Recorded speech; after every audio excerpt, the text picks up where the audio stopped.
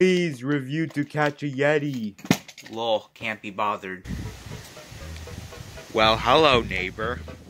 It's a beautiful day in the neighborhood, isn't it?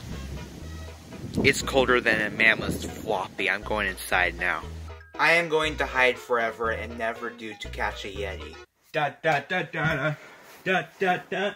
Hey, Filmbuff, get out of the laundry basket and review To Catch a Yeti, like I've told you multiple times.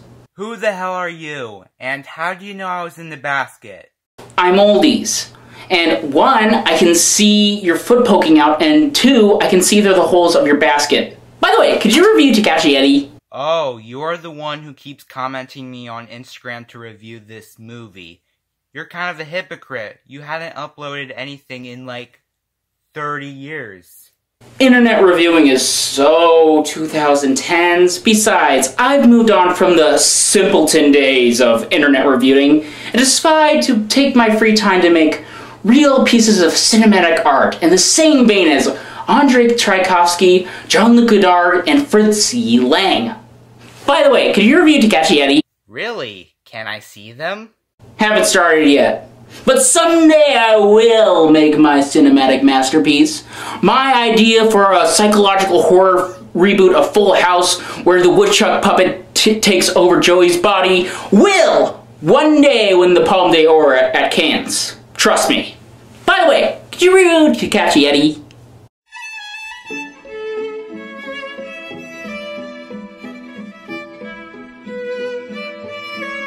I'm going to make a Rocky Horror reference with Meatloaf.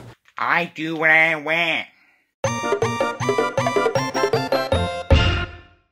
It is the holiday season, so it's Black Friday, and I am going to review To Catch a Yeti. I had been haunted while laying in bed and having a shower to review this movie. Since it's Black Friday, I will give Oldies what he really wants for Christmas. Me to review a random movie starring a celebrity named Meatloaf. That name is delicious, and I want to eat him. Meatloaf is a rock star who decided to be in movies because he is a celebrity, he is rich, and he can do whatever the hell he wants. You might see some movies where that happened, but Meatloaf actually played Tiny in Wayne's World. That's a good movie, so maybe To Catch a Yeti isn't that bad. Dare touch me! Stand back! No! No! Oh, it won't be that bad. I promise you that. The movie starts out with opening credits with Shao Kahn narration about the Yeti and the 2 characters in the film getting their coats on and talking about the Yeti while the narrator is narrating. These 2 guys are climbing the Himalayan mountains and they already found the Yeti. What in the mother of fuck is that? This looks like a Chuck E. Cheese plush from the early 80s that kills people. As those 2 hunters snuck close to the Yeti, the movie does those weird close-ups. I had a gun to keep myself protected, but it was a Nerf gun, so I shoved it up my ass. Glubber sneezed and the Yeti screamed like Eric Cartman and he slid down the hill with his feet. The Yeti landed onto a tent and the 2 hunters assumed that the Yeti might be in the tent.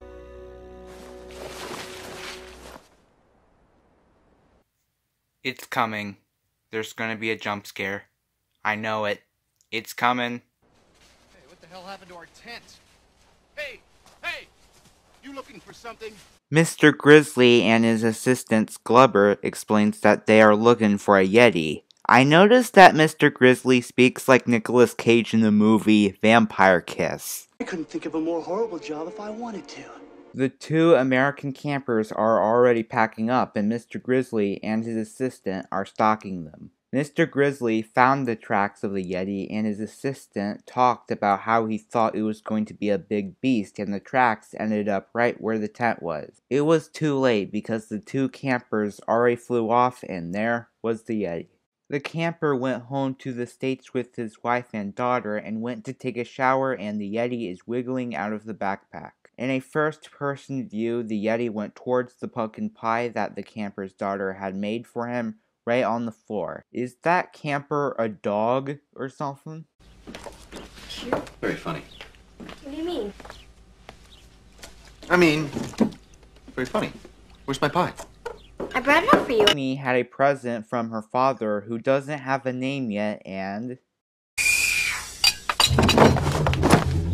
Amy? Mom, Dad! What is it? What happened? Amy shown her parents what happened, and the pie crust was in the backpack. There was the Yeti, behind the chair. Oh, I mean, I've never seen anything like this. Is it? What do I look like? Well, isn't there someone we can call or We something? can't call somebody. It's against the law. I could go to jail. Yeah, calling the cops is illegal. Or calling anybody.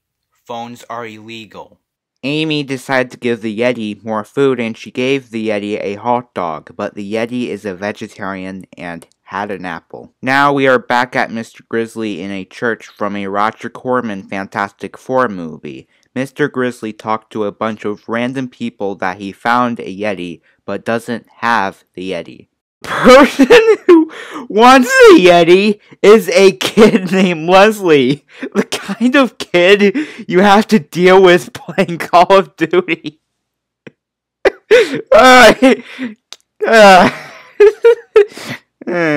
Son. I better. I don't. I'm gonna make your lives hell.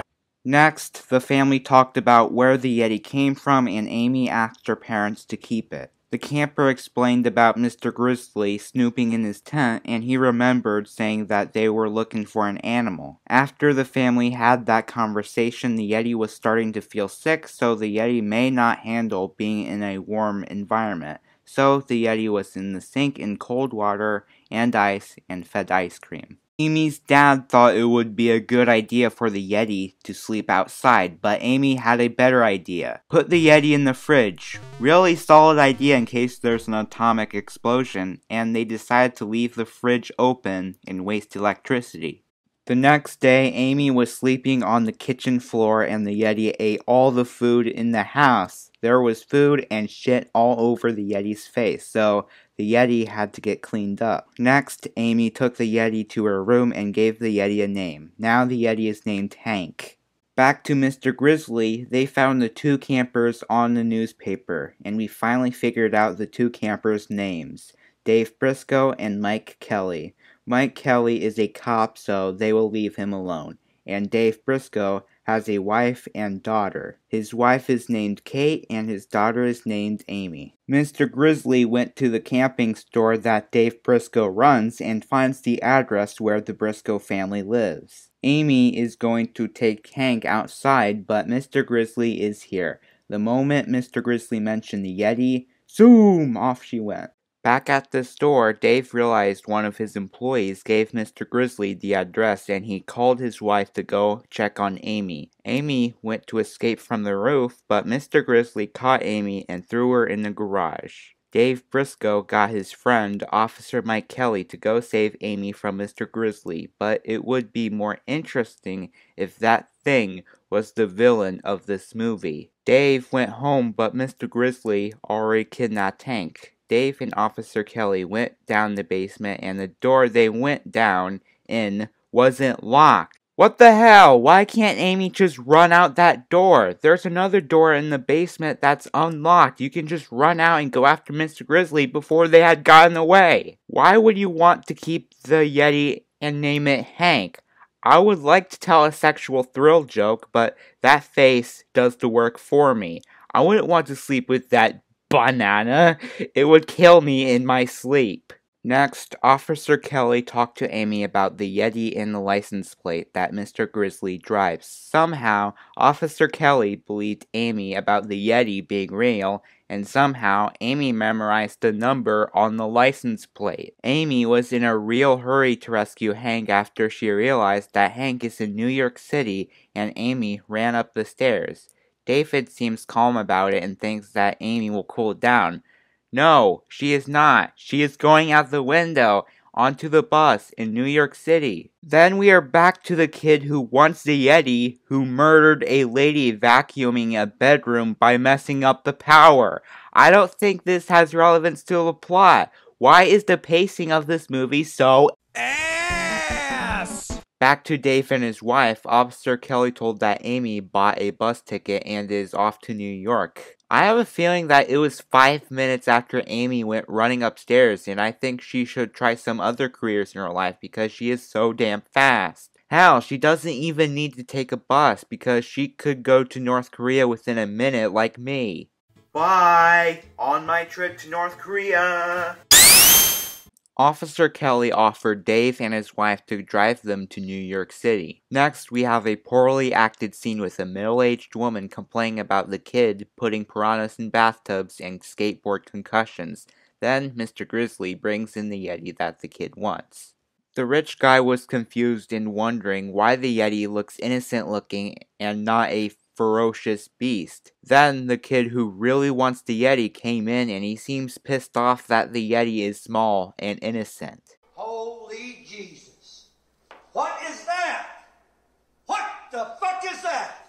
So Leslie keeps on insulting Mr. Grizzly and is thrown across the room. Dave and his wife later found Amy crying and they heard Hank crying and screaming, so Dave decided to pretend that he is an American Customs Service. Do you have any identification? Don't need any. If you want to buy any beer and cigarettes, just say, "I don't need identification." Amy and her mother went inside the mansion and ran into the boys' room, and the boy is shooting Nerf balls at the Yeti, torturing and starving it. Amy punched Leslie in the face and they ran off. Amy bumped into Mr. Grizzly and they all tripped, but Amy managed to grab the Yeti and managed to escape on a bus. The bus driver asked if Amy had any money, but she only had $3, so the bus only went 20 feet. In the mansion, the rich guy and his son called the police about Amy and her parents stealing their pet, and Leslie demanded him to reward the cop with $10,000. Now the whole town is after Amy and her parents. Amy is hiding in the bushes. Wait, the bus only went like a few inches. Why the hell Mr. Grizzly didn't catch Amy and Hank yet? Now here's Mr. Grizzly. Okay, Mr. Grizzly went behind the bushes and caught Amy, but the Yeti rode a skateboard and we have a Back to the Future 2-like chase scene. When Hank rode across a street, he passed out and the skateboard stopped. Is it because of the weather? Amy was wearing a coat and her family was wearing a coat, so it must be 32 degrees out, so it should be cold enough for the Yeti to handle. I am so fucking confused. Amy picked up Hank and the chase continued on. Back to Amy's parents, Dave and his wife are at the train station and their train leaves in 45 minutes. Amy went on a taxi that was on its way to the train station, but Mr. Grizzly was right next to the other car. Mr. Grizzly chased Amy, but the taxi went away when Mr. Grizzly just lays in the vehicle. Then Amy ran past a bunch of dudes who are after Amy and the Yeti, hid inside the truck. Luckily for Hank, the truck was freezing cold full of ice packs. The unlucky part is the truck door closed and off the truck went. So, the Yeti screams like an Ewok and the truck drivers opened the truck. Amy ran the Yeti to the train station and she was right on time and her parents were there waiting, but Mr. Grizzly is waiting and he knows the Yeti is on the train. Amy and her family managed to escape by cramping Amy and Hank in a box, which I am sure that's legal. Mr. Grizzly could hijack the train like in Red Dead Redemption because he is a strong dude, but he knew where Amy and her parents live. Dave is also smart because Officer Kelly made the train stop early when the train isn't in the station in his hometown. Mr. Grizzly brought the bratty kid who really wants a Yeti, and in the limo, the kid threw a fit and Mr. Grizzly found the family photo, and in the back of the photo is the address and the location of the house. Amy and her parents took the Yeti to the mountains in Canada, similar to where the Yeti was in Nepal. Mr. Grizzly went to the campgrounds and went checking for every cabin until they eventually found the cabin the Yeti is staying in. Leslie dressed up as a Russian soldier and was so impatient, but Mr. Grizzly wants to wait until the family is asleep. Back in the trunk of the limo, there's shotguns, holy water, and salt for hunting demons. Alright, maybe there isn't salt or holy water. The kid and the hunters decided to murder the family in their sleep. That night, Mr. Grizzly tied up Amy's parents and they didn't have any guns. I thought they were gonna shotgun blast their flesh. Jesus. Here, Stab me with this. Take it. Take it. Take it! Take it! Take it! Amy saw Mr. Grizzly from upstairs where she was sleeping and went out the window. Mr. Grizzly threatens to kill her parents if Amy doesn't give the Yeti, which puts her right in a tight situation. Amy climbed up the roof and buried Hank in the snow on the top of the roof and went down to get a rope. Leslie ran out the door after Amy and fell in a pit. Next, Amy smoked up the house and Hank untied her parents. Dave punched Mr. Grizzly in the face and his wife hit him with a shotgun instead of shooting him. You can just shoot him. You're in Canada, not in civilization, and it's at night, not in broad daylight. Amy and her parents drove to the airport to take the Yeti back to Nepal, and Mr. Grizzly found out where they were going. Leslie kept on insulting Mr. Grizzly, and he had enough, and Mr. Grizzly thrown Leslie in the snow. Next, Amy and her parents are now going through airport security and bringing in a Yeti in a very public place where everybody can see and freak out about a weird creature that everybody can see. Mr. Grizzly and his assistant brought guns in the airport like in a bank robbery, and they both got arrested by security guards. Hank went back to Nepal and Amy said goodbye to something that will probably kill them in their sleep. And then credits. Oh dear, I don't know what to say. This movie is poorly acted, poorly written, and the characters are uninteresting. This is one of those movies where a musician or a sports athlete stars in a movie. Meatloaf actually had been in Wayne's World, so he can be in a good movie. This movie is not good. And if I keep talking negatively about this movie, this thing might kill me. There!